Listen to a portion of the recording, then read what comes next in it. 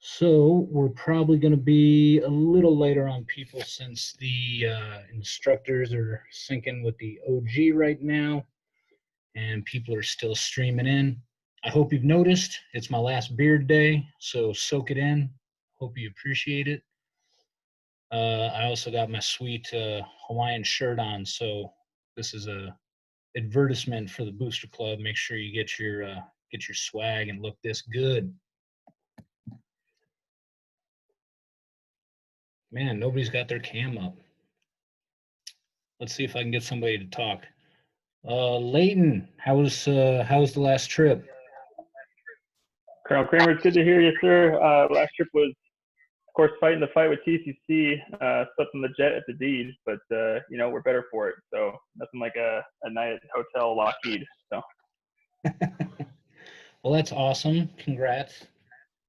thank you. It's great to be done, and looking forward to still fighting the fight with TCC. I don't think that'll ever go away. So Nope, that is one of many infinite fights we have to deal with in the C5 world.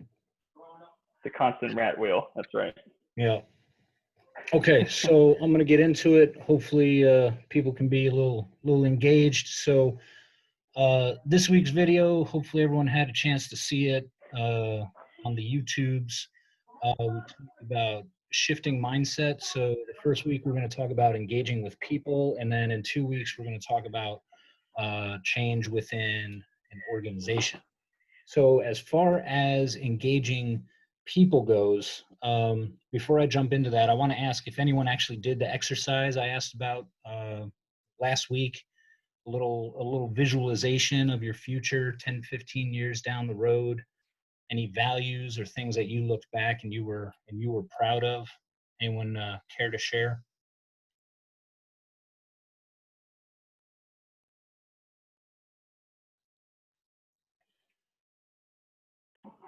Hey, I'll chime in here. One value that I kind of reflected on. It's something I heard back at school, and it was from a leadership seminar. And basically, the guy was summarizing the point of his speech, and it's do what you say you're going to do. And so I think that's a value that I tried to live by. It's kind of following up and getting that trust. If you're going to say you're going to do something and end up not following through, then people are going to look to that, and it's going to cause a slight to your reputation. So I think that's kind of a value that I try to look past and or reflect and try to keep doing. So. Nice, thanks. Anyone else want to jump in? I'm gonna try to talk less and less.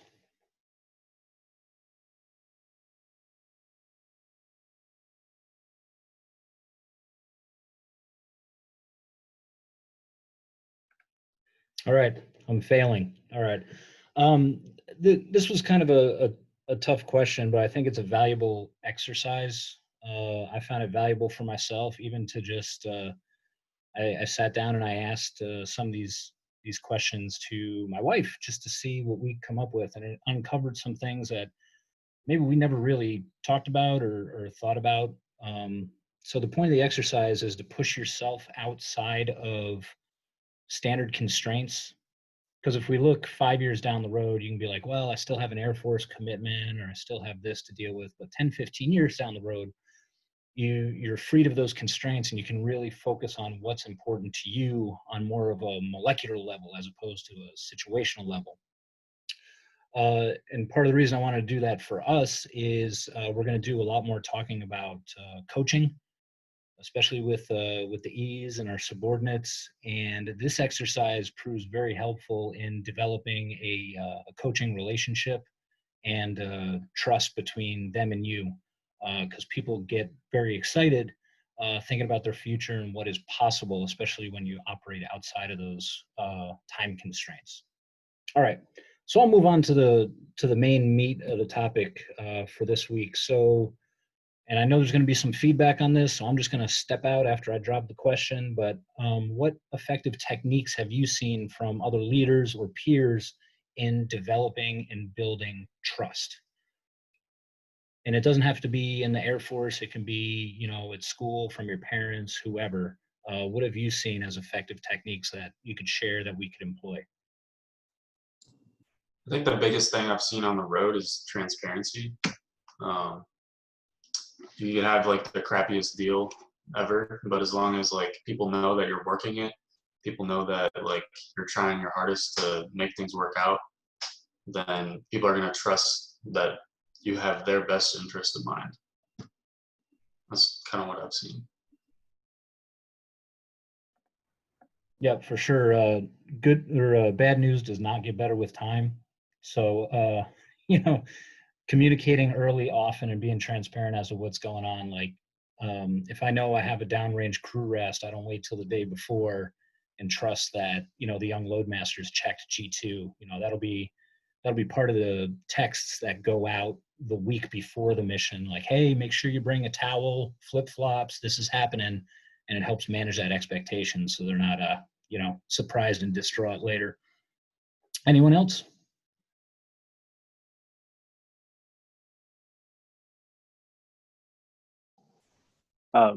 I found that the way you react to unfavorable information definitely plays a role too. If you have a really strong reaction, you make people feel bad about telling you the truth. Sometimes people are less likely to do that in the future. And a lot of that is for sure a maturity issue on the person that has to deliver the information. But I know if you have a measured response, that usually helps. Kind of piggybacking off of what Jesse just said, like with the measured response, I think that we have it so good that sometimes we struggle to find silver linings in things because, like, yeah, things don't maybe always go our way. So if you just find like that small silver lining and kind of share that, you know, it could really change the morale of the crew from something that, you know, is by definition, this is not ideal, but at the same time, you know, some of the best crew BQs have happened as an example out of things like that. So. Yeah, I'll chime in one more time too. It's kind of the measured response that Jesse was talking about and Alec alluding to as well as attitude. I don't know who taught this to me, but if you take the letters of the alphabet, so like A is, if you equate that to 1, B would be equated to 2. And then you take the words hard work, and you add all the letters together with the corresponding number. It's like 97. Knowledge is 98. But if you add attitude together, it's 100. And so that's something that's just stuck with me throughout my career. Is just always have a good attitude, and usually pans out 100%. It's going to work out.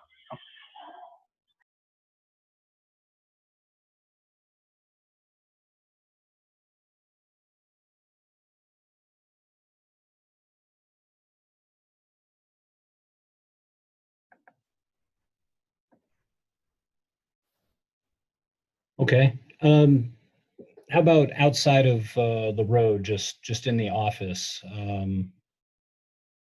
building trust, especially with our section chiefs, flight chiefs, even the young enlisted? How can we do a better job of you know, building that connection and trust?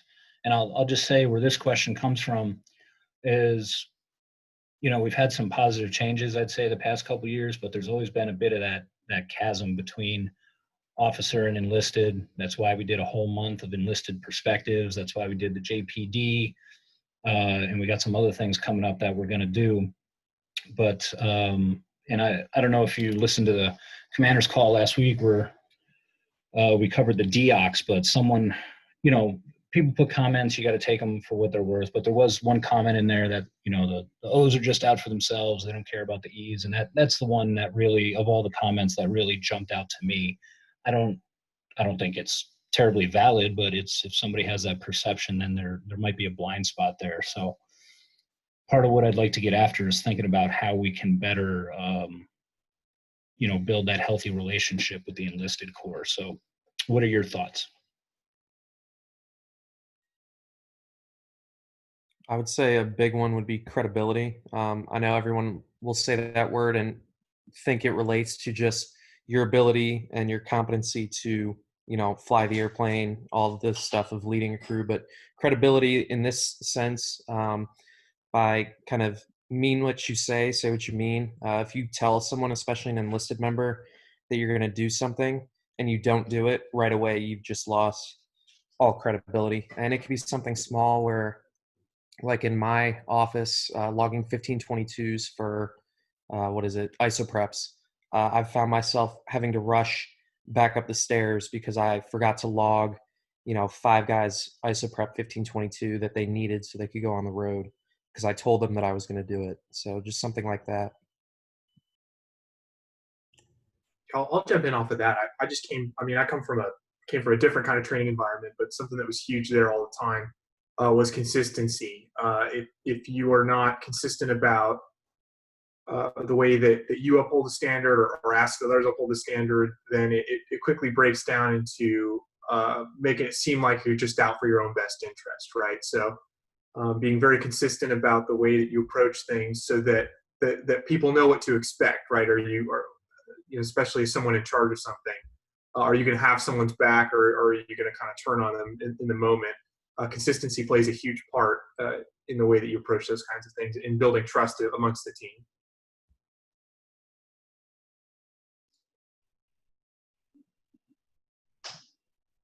I agree with everything that was just said. I also think that being good at your job is extremely important. And even if you don't know something, like let's say an enlisted person like asks you to do something and you're like, oh, I don't know how to do that, but it's part of your job description, then have like the competency or the drive to like go out of your way and learn that thing so that like they trust you down the road.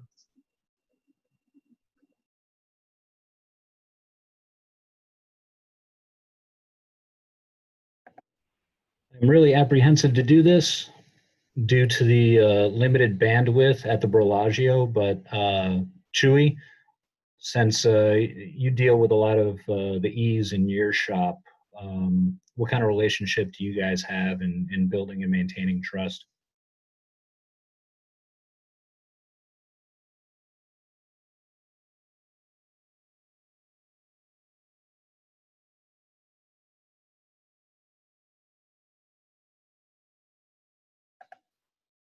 Swing and a miss. He's probably in the OG meeting as well. That's all right.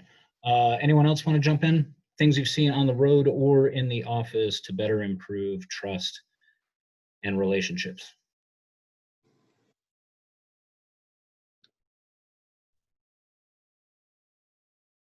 I've got one, guys. I can't help myself. So I've read a few things about trust. There's been a couple good HBR articles recently about trust in a team, trust in small teams.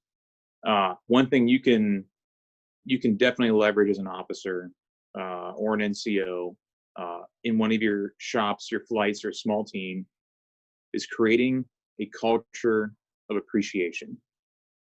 And I think we do that very well in the Double Deuce. And what does that mean, right? What is a culture of appreciation? Appreciation for the team, one, acknowledging when goals are reached, acknowledging when you hit certain milestones to reinforce those trust ties that are underneath you or within your peer group inside that small team, but also an individual appreciation. And that comes down to, and I told the flight commanders this yesterday when we sat down for our lunch in preparation for their roll call tomorrow, is knowing each person individually, knowing what Alec Dawson is really good at, right? Because we all have our strengths. Knowing what Tony Sapel, knowing what Leighton, knowing what Justin Thompson really, really good at, right? Everyone who's watching has unique skills, unique traits, right? And some of those are outwardly maybe not be a big contributor to the mission at hand, but knowing that, having that trait in your toolkit, something is going to arise. Some challenge is going to face that team, that shop, that you're going to need to leverage that person, right? And that skill that they have. But also on the flip side is knowing when to stretch those people for maybe their weak spots, right? Knowing when there's an opportunity to perhaps push them in that weakness or in that area where they just don't have experience in to gain it, right? And be that 360 airman, be that 360 leader that we want. Over.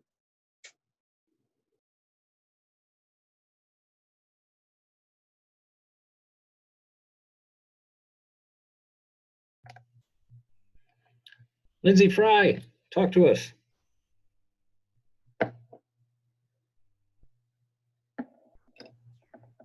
sir. I just got out of a meeting, so I don't know what you guys are talking about right now. We're talking about how to build relationships and trust, especially with our enlisted personnel, or for you, enlisted and civilian. What perspectives do you have on that? My initial thought would be to really just kind of get involved into what they're interested in. I've had a couple airmen in my lifetime who didn't want to stay in the military. You know, they wanted to, I think one of them wanted to write poetry and wanted to get a book published. So instead of pushing them on the military side right away, I talked to them about how we could get a poetry book going and how we could get that published.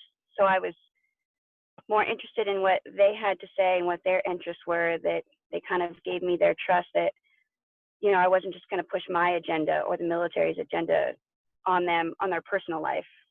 So yeah, that would be my initial thought, was to kind of get involved in what they're interested in, as well as, you know, being their boss, but to get the trust is to be involved in what they're interested in.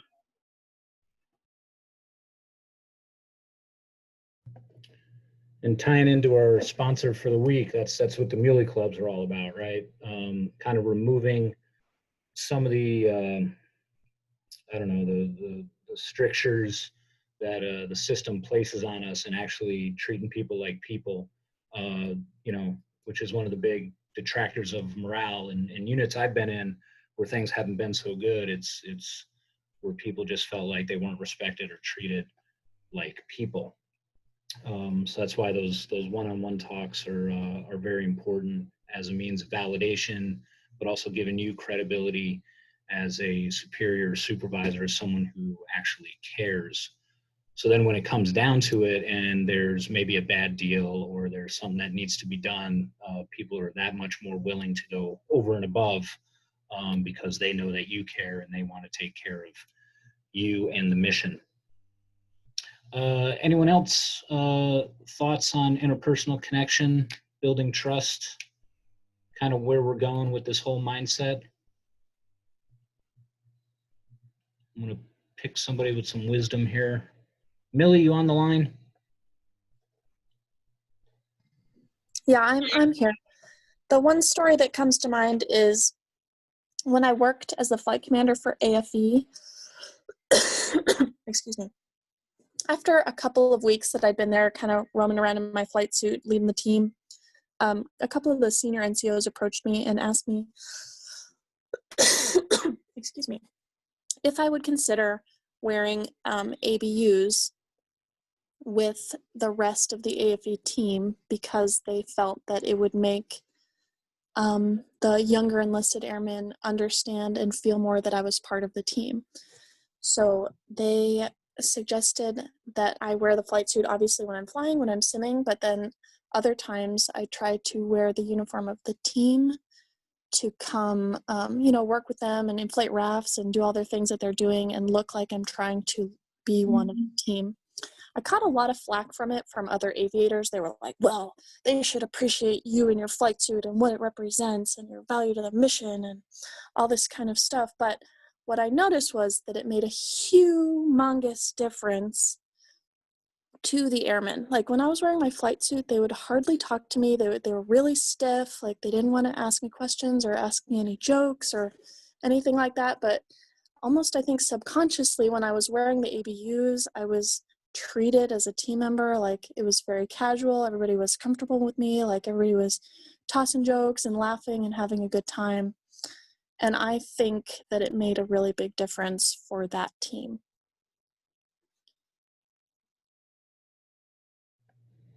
Thank you. Good stuff. Yeah, definitely have to meet people where they're at and not expect them to come to you. I had a bunch of points I had written down on the topic because there's been, lots of articles written about it. But one of the principles that I've seen written about is that in order to gain trust, you have to extend trust to others first and demonstrate that vulnerability. Because usually people aren't going to just run out and trust you. Like the flight suit example, you may hold the rank and position, but you have to meet the people where they're at in order to get them to open up and be vulnerable to you. Oh, Chewy, you with us? I saw a shaky camera. You're muted. Handsome but muted. Yeah, I'm trying to listen to the OG instructor crosstalk as well as this at the same time. So I'm trying. My head's all over the place. Well, that's what I figured, but I thought you were uniquely positioned to talk about building trust and relationships with, especially with our enlisted members, since you have a large, diverse population in the training flight. Oh, okay. So I did miss the last probably about 10 minutes, but I actually talked about this a little bit yesterday, I think, with the small group, and something that I want to do a little bit better job of is getting to know them on a very individual basis. So I'm working right now with my 2 officers today. So actually Hawk and Howell, I'll be meeting with them today, and basically spending the day just trying to do some OPD with them. And then I want to do the same thing with my enlisted guys as well. So I'll have Espinoza over on a separate day. I'll have Waters, K-Rob, all those guys. So that way I can really try to know the ins and outs of them as much as I can. I think, I hope that'll build a lot more trust with them. But yeah, so that's what I need. That's what I'm trying to work on right now.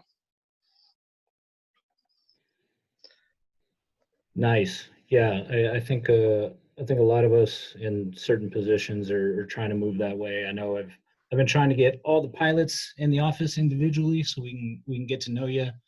The only way we're going to break down that stigma about the Air Force, where everything is kind of cold and on paper and on a surf or an OPR, is to actually sit down. So that's why I'm trying to do it, to better be able to serve the pilots or the officers and your careers. Anyone else, any other shop runners or anything like that with similar initiatives, or have any other ideas of things they've seen that worked in the past for building that trust?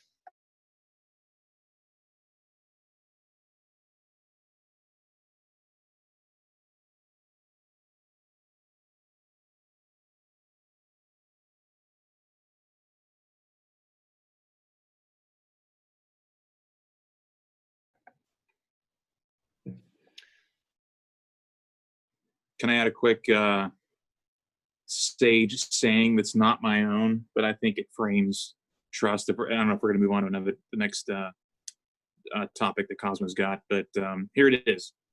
So trust is earned in pennies and nickels, and it's spent in $100 bills. What I mean by that, right, is every little occurrence you have in your shop, every little happenstance in the hallway, every checklist that's done on the road, every landing, every, meet up off base and a crew rest earns those little pennies and nickels, right, with your teammates. But sometimes all it takes is one event, right? And I'm talking a big one, where you burn that trust. It's burnt in $100 bills. And it's not meant to scare folks, you know what I mean? Just to kind of place balance and emphasis on, as human beings, right? Trust is a currency, right? It's trust. It's a currency of leadership. It's a currency of friendships, right? Pure bonds, relationship between yourself and your subordinates. And if that goes awry, you know what I mean? It goes awry much, much faster, right? Than as you can earn it back. I just want to add that.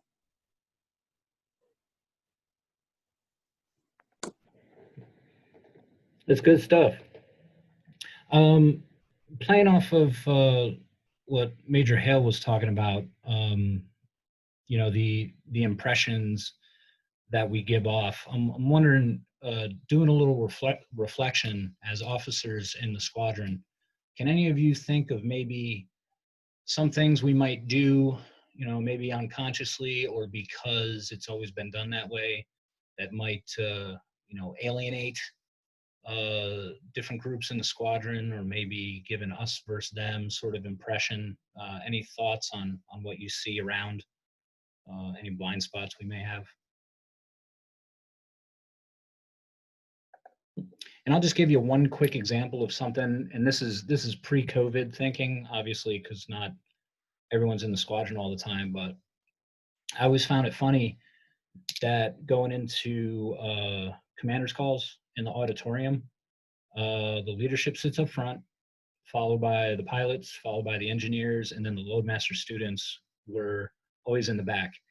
And if we ever go back to having everybody in the squadron again, I'm going to encourage the officers to kind of spread out throughout the crowd, like every 5 seats or so, all the way to the back, and just bask in the enjoyment of having that 1 striper, 2 striper have to sit next to a captain and actually talk to them and break down some of those barriers. But that's just one example of something I've seen around the squadron. Anyone else?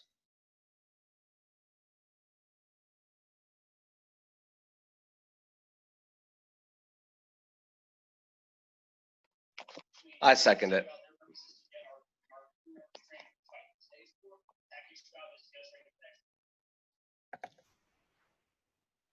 Thank you. You know, another example, like being on the road. I mean, it's the same auditorium example, but you get on the crew bus. Where does everyone sit? Pilots are up front, engineers are in the middle, loadmasters are in the back. Occasionally, when I debrief a leg for the day, I will go to the back of the bus, which really freaks the loadmasters out, but I enjoy it because we're actually, you know, mixing with each other. But any other examples?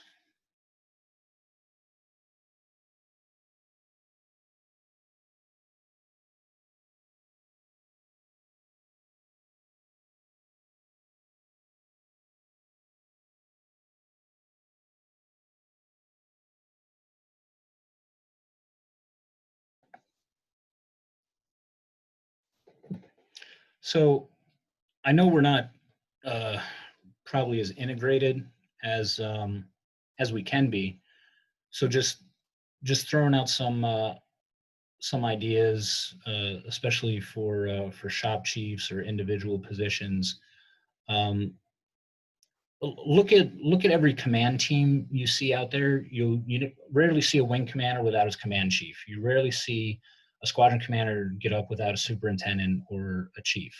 I have tried to make a point of kind of syncing up with the other RMs when I do stuff, just to share intel and whatnot. So I'm wondering, how often do you engage with, say, an enlisted counterpart, either to glean a little wisdom, or maybe do a little mentoring, or maybe receive a little mentorship? Any thoughts there?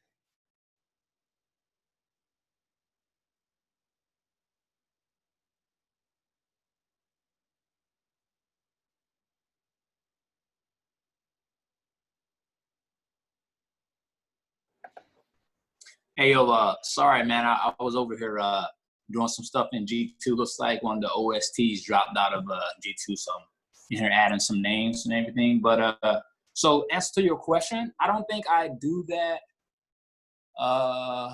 kind of like, you know, all the time. But I will say that I do present myself to the enlisted crew members in a way that's personable and like approachable. So if they ever need to come to me about any kind of thing, or look for a mentoring opportunity, or need something from me, I feel like they know that my door is always open, kind of thing. So I wouldn't say I do it like, you know, in their face all the time, but I definitely make sure that I talk to them often and we have that communication piece available.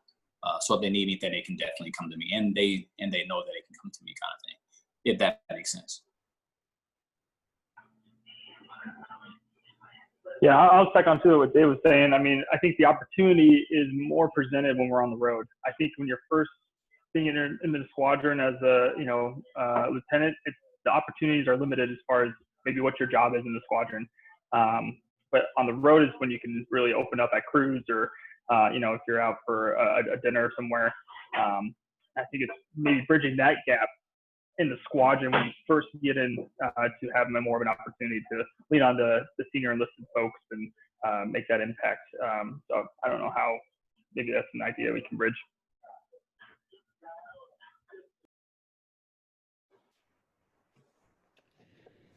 Yeah, and another thing too, once I show up to work every day, I may not necessarily go straight to my desk and start like logging on the computer. And this was like, pre-COVID, and I try my best to do it when we have the COVID situation now. But I make sure, like, before I go in, I drop my things off, and I try to go to shops, just say good morning, ask them how their weekend went, if it's a Monday or something like that. Still like reaching out and being that personal person, because I think that's very, very important. And I think that's one of the ways that we can bridge the gap between all crew positions and all ranks, is like to portray yourself in a way like, yeah, you may have, a different stripe, or you may have a different rank on your shoulder, right? But being that person, you can pretty much talk to anybody and feel comfortable doing so. I really think that's the only way that people will start to feel as though they are belonging and they are important and they are needed, kind of thing. Like, I feel like we are so goal-oriented and career-driven that we sometimes lose sight that people are people, and we're all humans. So trying to reattack that piece of individuality, if that helps. Dave, that's a great point. Making yourself accessible, but also approachable. We talk about being, humble, approachable, and credible. And that's kind of like a mantra that I know that the WIC, weapons instructor course, holds true, right? With the patches, we don't have a patch course, but we can embody that in the double dues. And I also talk about how, certain people have strengths, right? And Dave, I know that's one you have, right? You have that approachability, that friendliness, just kind of like that. When you walk up, your arms might not be open, like, come talk to me, but you get that feeling like, hey, I want to go talk to Dave. And that's great, right? That's part of the reason why you're a scheduler, you know what I mean? Whenever Cosmo and I sit down, we talk about that talent management. We're not only looking to grow folks, we also know folks are going to be heavy hitters in different positions. You look around the squadron, you can see that. So Dave, that's a great perspective, something everyone can glean a little bit of way forward on, right? Making yourself accessible. And with COVID, it's tough, super tough. I struggle with it daily, right? Shooting a text, having FaceTimes, it's sliding to the DM, where we talk about that. I know it's not as good as a hallway happenstance. You see somebody in a hallway, you get the lunch train moving or whatever. It's not that good, but it's something, right? And we got to work with the resources we have. So, Dave, thanks for sharing that. And then, sir, to back up with that, Badowski brought up a little tidbit as well. That personal piece when you're on the road, that needs to carry over to the office as well. So, and he's not saying that necessarily certain people do it, but he just mentioned, if you're personable on the road and you're getting to know your crew members out there, you should extend that, to the office as well, and not, pseudo neglect or ignore them, I guess. So that's just something that he wanted to bring up.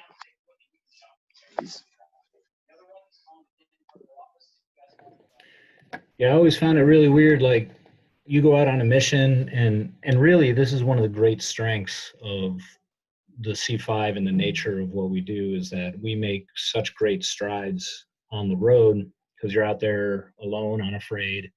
But you'll go out and you'll have like, a week, 2 weeks, 3 weeks, life-changing experiences with people.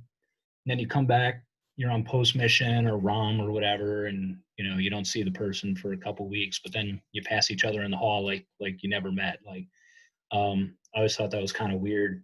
So yeah, that follow-up piece is important. And then I like Dave brought up how we're so goal oriented, which is the nature of the business. Actually, we're going to talk about this. This is the whole basis for next week's SPD for the people who sit in on those. But everyone will be able to see the video on YouTube. But it's the difference between coaching for compliance versus compassion. So a lot of the instruction that you're familiar with being in the Air Force is about compliance, right? Trying to meet a standard for flying, certain parameters, airspeeds, this, that, or the other. But there's a lot of studies out there that show the kind of negative physiological and cognitive effects on people if that's the only mode you operate in. So if you take that kind of operator mindset and you try to apply it to the office or your home life 24/7, it's not good for you. You need that compassion piece in there too, where you're talking about vision and growth and connection and all that stuff. It's two sides of that coin. So being in the office, I'm thinking, just as a ADO or scheduler, just moseying over to the SARM desk and having a conversation. It doesn't have to be like, how are the wife and kids, but also, hey, I know we put this piece of paperwork in, like, where does this go? Like, how does this impact you? What do you do with this? And then they get talking about their job and they feel confident about their job, and they're excited that you're interested in what they're doing. So it doesn't have to be this deep, kumbaya session. It could just be being curious, not inquisitive, but just being curious about what's going on and what people do. Any other thoughts out there?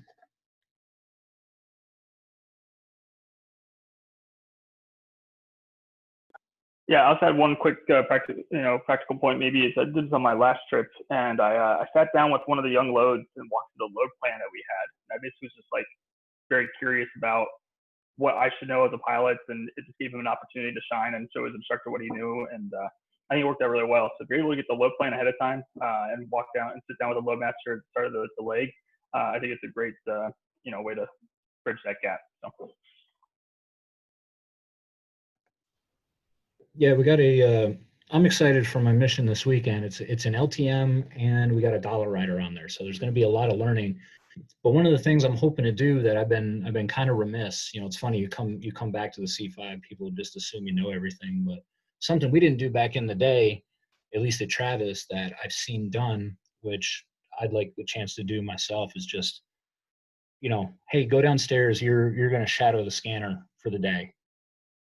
See how the freaking door opens, see the engine start from outside the aircraft. Just take a different perspective.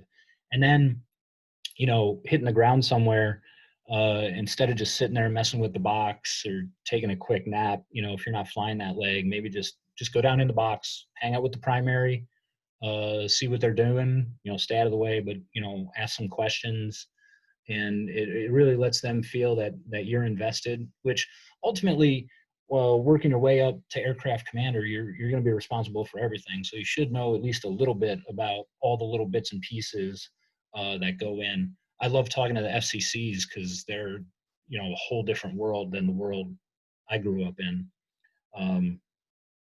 But yeah, that's great feedback about the load plan. Any other thoughts out there?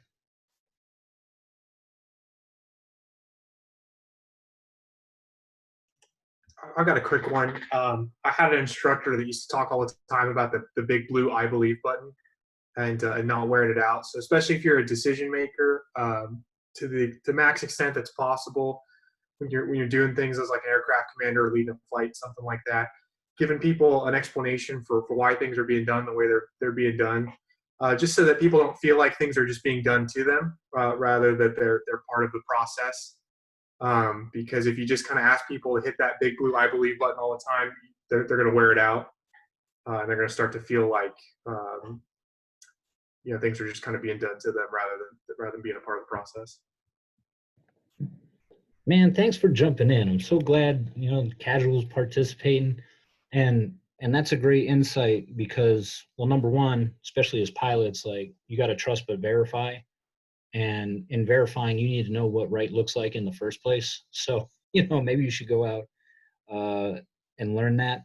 But also, if you go and you're asking troops to kind of explain what they're doing and why they're doing it, that's the next level of knowledge. Like, you talk about going from a 3 level to a 5 level to a 7 level. And in pilot speak, that's going from, first pilot, mission pilot, and then instructor. So when you ask those questions of people, you are compelling them to actually instruct. You're advancing their knowledge level and their ability to instruct somebody who doesn't know, whether they're right or wrong. And that's what I try to tell people when they put their briefings together. You know, pretend like you're talking to your spouse or someone who doesn't know. If you can really break it down into those essential pieces, then you've really mastered a topic. So that's another byproduct of these conversations that are really good. And then let's see, Tony, MEP, the casuals. Justin, how many flights you been on? 2 so far. Were they both ARs?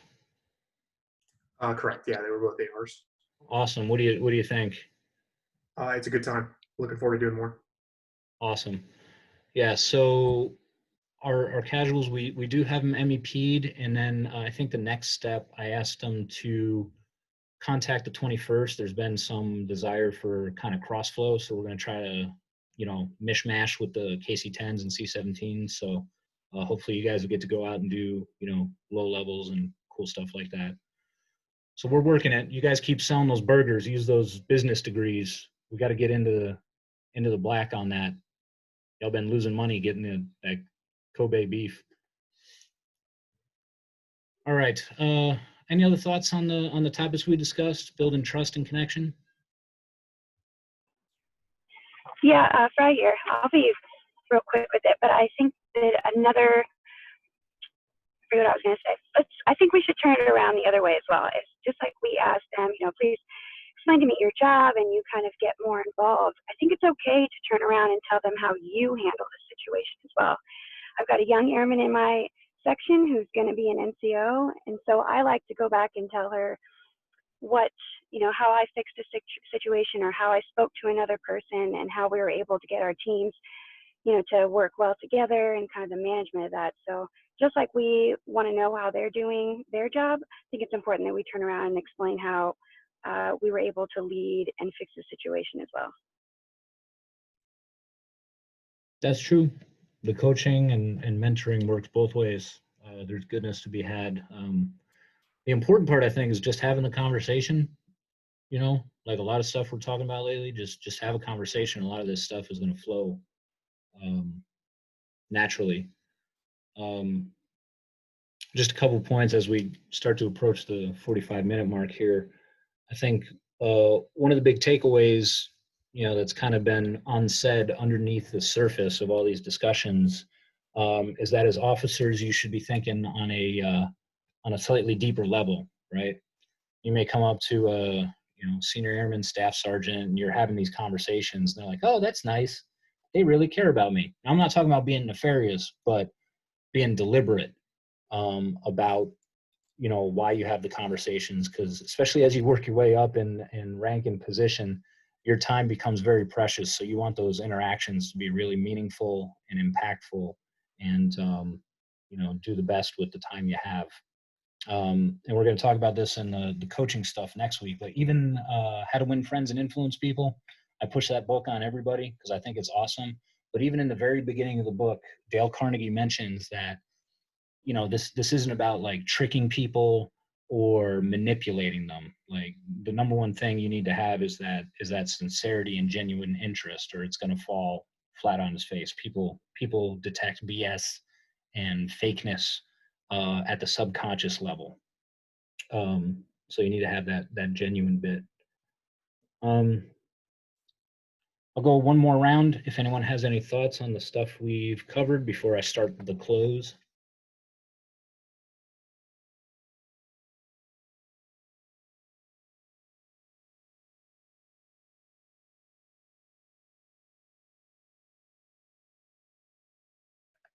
Okay, nothing. Then I'll throw out one last question. Can anyone articulate for the group why? I mean, you know, there's certain things that objectively, you know, they're good because you've been told your whole life they're good, like trust and communication and things like that. But why do you think we're going to dedicate an entire month to trust, change, and relationships?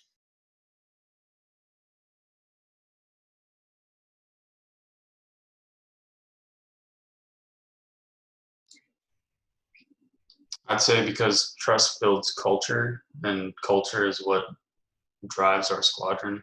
And I think we have a really strong culture, so we need to protect it. hit the proverbial nail on the head. Beautiful. Yeah. So culture, as we said, our center of gravity, something we need to protect and honestly grow. So, like we said, on the road, we get a lot of this, but I think if we can start employing more of these interpersonal actions, even at the office, you're going to have that watershed moment where it's going to start propagating amongst your staffs and your techs, amongst the lieutenants, and it's just going to take on a life of its own. Which, if you've read Good to Great, is what causes that rocket ship moment where the flywheel just kind of takes off and has its own energy. And I think we can get there. Before I pass it over to the boss to see if he has any closing remarks, are you guys finding this stuff productive? Are people actually watching the videos? You know, because all I see is, number of views on YouTube. So it's hard to touch base with everyone. I don't know if anybody has any feedback or thoughts that they could pass along about the program itself, the frequency, duration, anything.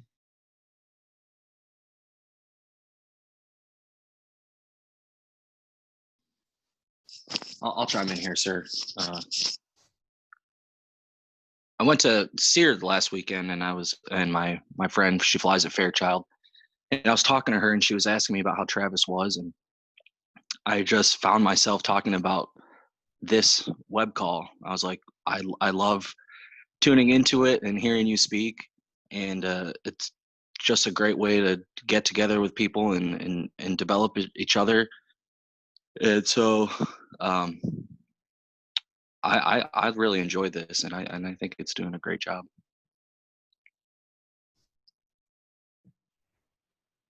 Well, I appreciate it. I'll give everyone a little inside baseball. The stuff we're doing, whether it's flight commander lunches, muley clubs, the PD programs, it's not about me or Colonel Trumbull getting up and proselytizing anything.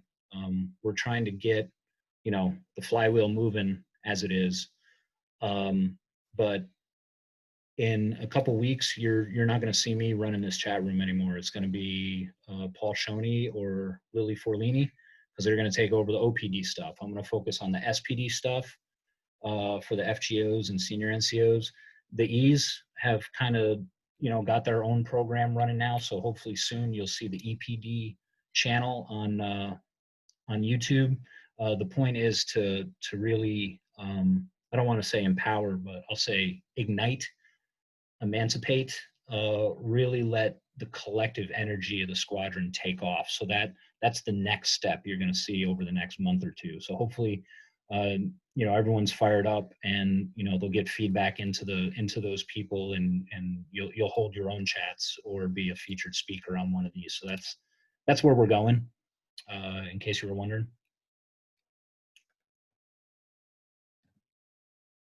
Let's see, Commander-in-Chief pilot reading list. Let's see, I think the commander is putting out a reading list pretty soon. I have not done my own reading list. I did have my recent selections on the slide this week on the YouTube video, but I'll think about that. I'll think if I'll see what the commander puts out, and then kind of put my own spin on it. Try not to be too derivative. All right, we're at the 50-minute mark. I'll pass it over to the boss. Awesome. Yeah, Cosmo, we'll sync up on our list. We'll see what the best plan is to go forward. There's so many good books, and strange enough, I'm going to push this one up. So Chewie already seen this. The Flight Commanders. I discussed Start with Why with Simon Sinek yesterday with the Flight Commanders. We talk about the why, right? Inspiring your team. I'm going to read a quick excerpt. There's two really good chapters that I like that we kind of hit on in this discussion. One was chapter 5, and that's clarity, discipline, and consistency. And there I wrote down the say-do gap. I won't talk about that, but hopefully y'all are picking up on a feeling that myself, the enlisted leadership, the RMs, the chief pilot, there's a method to the madness, right? So Colonel Kramer and I talk a lot about where we see this team going. And it's not all about me as the commander, right? It's all about the team, right? And leveraging those folks that have talents, right? And Cosmo is the talent. I think everybody knows that, to be our chief pilot in the Double Deuce, in the Muley country, right? That we call our home. I'm going to close with a quick, it's a short paragraph from the book, page 84, if you have it. With trust comes a sense of value. Real value, not just value equated with money. Value by definition is the transference of trust. You can't convince someone you have value, just as you can't convince someone to trust you. You have to earn trust by communicating and demonstrating that you share the same values and beliefs. But stomp that. You share the same values and beliefs. You have to talk about your why and prove it with what you do, right? Actions and words will be judged by our actions, not by our words, to quote General Goldfein. And a why is just a belief. Hows are the actions we take to realize that belief, and what's are the results of those actions. When all three are in balance, trust is built and value is perceived. That's page 84 to 85 on Start With Why from Simon Sinek. Really good. The paragraph in front of that, if you have the book, is also a really good one about trust checklist, the feeling of our culture. Okay. This is awesome, guys. We have 18 folks on here. I wish we had maybe a little bit more, but I know we're super busy. This effort's not going to stop, right? And we're leveraging, new players. Again, that talent we brought up with Shoni and Forlini for OPD, SPD. We're taking it. The EPD, we're taking it to the next level and leveraging the RMs, chief engineer with Nemechek, and the chief load master with Collins. We're chasing this dream, guys, and we're going to live it. Okay. I hope y'all are having fun. I'm having a blast. Even though I don't see y'all, I'm having a blast in this job. And I think about you guys constantly. So thanks for what you're doing. Okay. I know you guys are crushing it out there. Keep leading your teams. All right. Never underestimate your influence, right? From the casual lieutenant up to the chief pilot. Never underestimate your influence. All right. Thanks, guys. Carry on. Have a great day. Thank you much. I'll hang out for a few as people sign off. If anyone wants to chat, maybe bask in the glory of my beard a little longer. You can enjoy me cooking a ribeye here. Oh man, that sounds good. I'm gonna make a mesa carnitas tonight, so we have some tacos for hopefully what will be a quick hop over to Germany on Saturday. Man, look at that.